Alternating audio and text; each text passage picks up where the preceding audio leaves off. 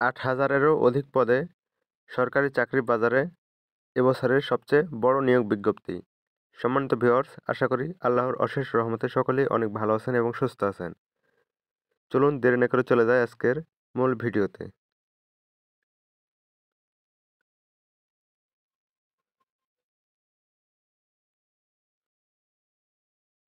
২০২৩ সালের জানুয়ারি মাসের শুরুতেই মহা সুখবর দিল জনপ্রশাসন মন্ত্রণালয়।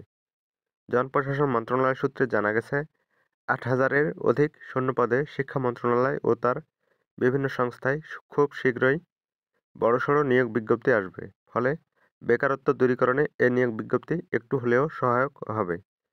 তো সম্মানিত ভিউয়ার্স, সবাই প্রার্থনা করি আগামী ফেব্রুয়ারি মাসেই যেন ৮,০০০-এর এ বিশাল নিয়োগ বিজ্ঞপ্তি প্রকাশ করে শিক্ষা মন্ত্রণালয়।